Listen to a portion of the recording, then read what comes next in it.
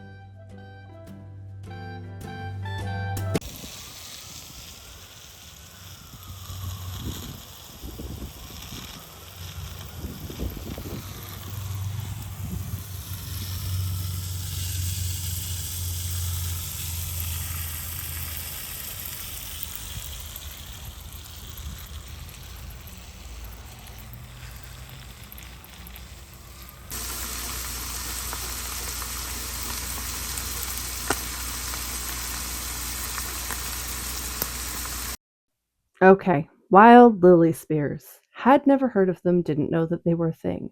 I do know that I really hate the smell of lilies whenever somebody gets them. To me, they smell like cat pee. I don't know if I'm alone there, but I really hate them. So I was a little suspicious at the idea of eating these wild lily spears. but everybody online said they tasted just like asparagus. To which I said, how is that possible? They're not asparagus. And I was proven wrong. The peeling of wild foraged foods, I'm a little extra careful with. So I am taking off any bits that look at all suspicious to me. And then I sort of roughly sliced them in a way that would be akin to a large asparagus chunk because I decided I was going to make these with pasta. When in doubt, throw it in pasta, see if it works. That is my approach to wild foods going forward. The weird thing about the lily spears that didn't occur to me was the lily flower part of it. I didn't get a great angle of this, but yeah, there's a little flower bud in there. I didn't eat that part. I have seasonal allergies and I got a little bit afraid. The green garlic, though, I love so much. Glen Valley Organic Farms, that one of the farmers actually started as a garlic farmer, so we get a lot of garlic in this box, which I love. I also grow my own garlic, so perhaps it's a little excessive, but I think it's one of the most interesting um, vegetables that you can grow. Is it a vegetable? Allium, whatever it's called. I think it's the most interesting thing to grow. It is so much fun. I think it's so useful. I'm very passionate about garlic. It may have just occurred to me that I'm not sure if somebody who is allergic to flowers should eat lily spears. So, Benadryl's on standby. This is a wild food that didn't need boiling first, I think.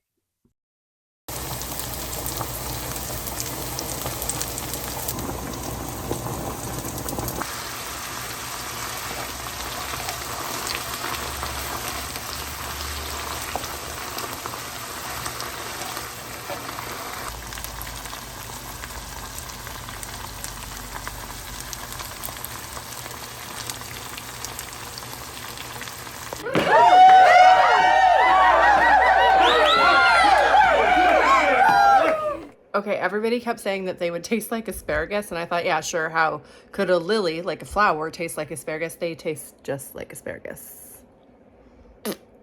Yeah, exactly, like asparagus. I'm off to the grocery store. I plan on making the Fiddleheads today, and I'm gonna do them sort of like garlic butter Italian sausage situation, so I actually need to go buy food to have all of that.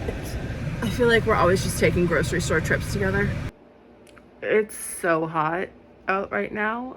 I went to the store, I came home, I immediately threw my face mask on from the freezer to cool down. It's like almost 30 degrees in the house right now, and this is the beginning of June. Okay, I am no expert. This is my first time with fiddleheads. What I did learn is you have to wash them really, really well. Get all the dirt and debris off of them. If anything looks a bit funky, do not eat that. You also have to chop off the ends. If anything has come unfurled, you should not eat that either.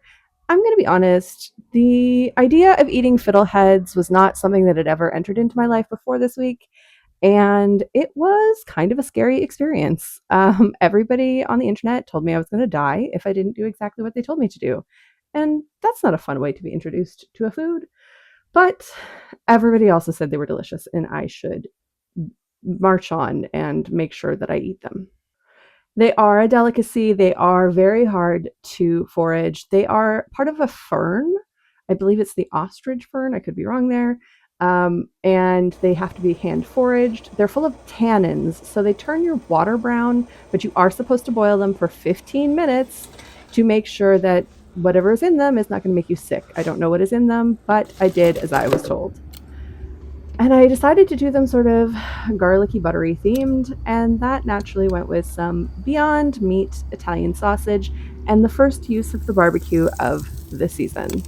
I know that I'm a vegan, but I still like that sizzly sound when you put it on the barbecue.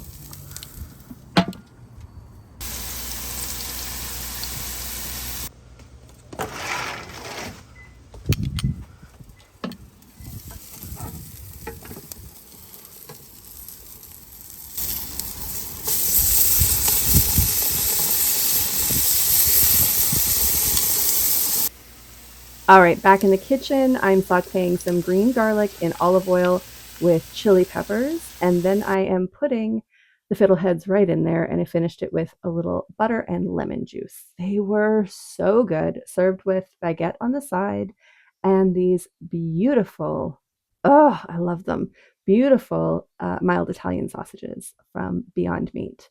I think we're so lucky to have options. I wish there was a Canadian company who did something similar, but there really is no parallel for the Beyond Meat sausages. Not yet, at least.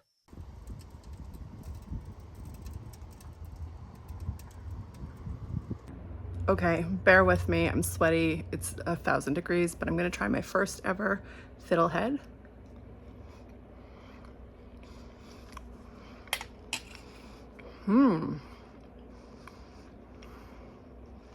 It's, I like it. It tastes like something I can't put my finger on right now. I'm trying to vlog all of the stuff that I've made with my CSA box and just completely forgot to vlog what I did with my spinach, so I'm gonna show you. Okay, so I blended up my spinach with, I don't want to tip this. Blended up my spinach with garlic and froze it in this silicone tray. So I have sort of, oh, that video cut. I meant to say I made pesto. The pesto was super garlicky and I love it so much.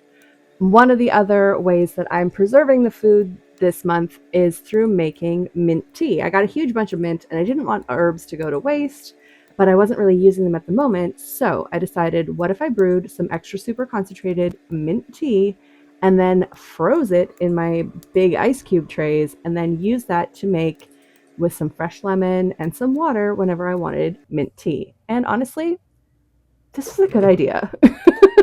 If you've never made mint tea before, I use 4 tea bags. You boil some water, you throw all your mint in there, and then you just steep it. It's really not that complicated. You just steep it for a really long time, and then you're going to pour it into ice cube trays. This one is a 4-cup measure or a 1-liter measuring cup, and I used 4 tea bags, and it gave me 4 jumbo ice cubes.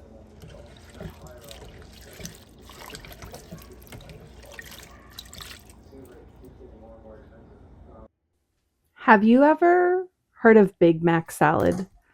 I started making this last year. I love it. I can't get enough of it. It is basically you make a Big Mac dressing or whatever the won't get me sued by McDonald's name for that would be. Mayo, mustard, ketchup, relish, give it a stir. Burger sauce. Let's call it burger sauce dressing. So you want to whisk it up really good until you have a sauce. And then you're going to dump in a bunch of diced up red onion, as fine or as chunky as you like. Some Violife cheese shreds or whatever vegan cheese shreds that you love. And then pile on your leaf lettuce. It's actually so easy to make this. I really haven't reinvented the wheel here. And then you just give it a toss. You toss all the ingredients together till they're fully sauced up. And over in another pan, I fried off a Beyond Meat burger that I had covered in hamburger seasoning and put that on top. Usually I make big croutons, but I didn't have any leftover bread for this. But if you do have it, or some burger buns that you can make into fried croutons, that's great. But that is your Big Mac salad.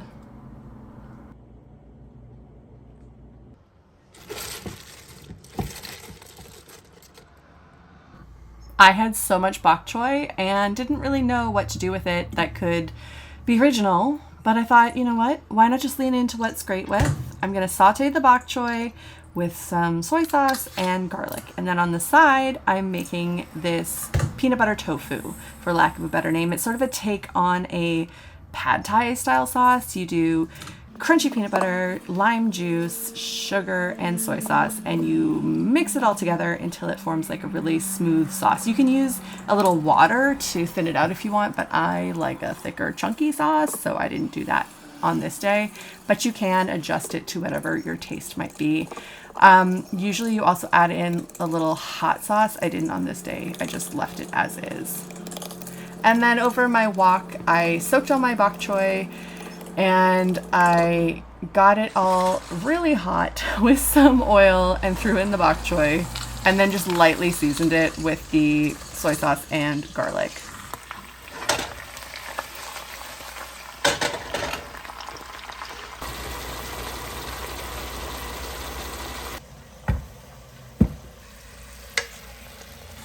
This was extra juicy, and I'm sure most people wouldn't keep it in all the liquid because it makes it a little too soft, but I kind of loved it sitting in all of the liquor of the greens and the garlic and a little bit of the hot chili stuff, the XO sauce that I put on it. I thought it was just beautiful.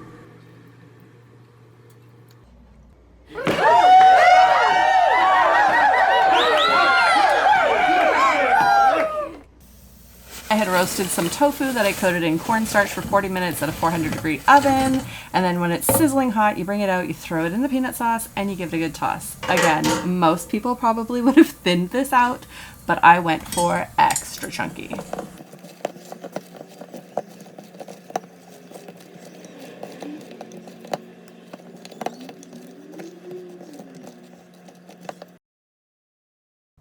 And that was it. That was my first CSA box. I picked it up on the 5th of June, and the next one will be on the 19th of June. I'm sure you'll see this video after that, though. And I'm going to insert a list of how that initial planning worked out so that you can see what I made, what I didn't. I had the leftover fried rice. I did the Fiddleheads. I did the wild lily spears, the Big Mac salad. I didn't make rhubarb bars because I didn't have strawberries, but I did make the garlicky bok choy with the roasted tofu. So the planning actually works. And you can see where I've crossed things out and I've put in little notes of what day. It just makes it easier in my life. I also made sure to cut back my parsley. I made some homemade hummus. I made some the spinach and garlic pesto and put them in the freezer. So I'm also making sure I am processing anything that I'm not immediately going to eat so that I can keep that bounty going for longer. So that's it. That's my first CSA box of 2025. Thank you for coming along and experiencing all these interesting foods with me. I hope it gave you some ideas. If you like this video, please like, share, and subscribe. Leave me a comment below. Let me know if you've ever done a CSA box before, what you're getting in yours, and where you are in this country or any other country for that matter, and how it works where you live. I am so interested to hear how other people eat seasonally and support their local farmers. Until next time, I hope you are all having a wonderful week. I am so excited to have my CSA box back again. Oh my God, it's been too long. This mint smell, I've just been sniffing it every time I can because it smells so amazing.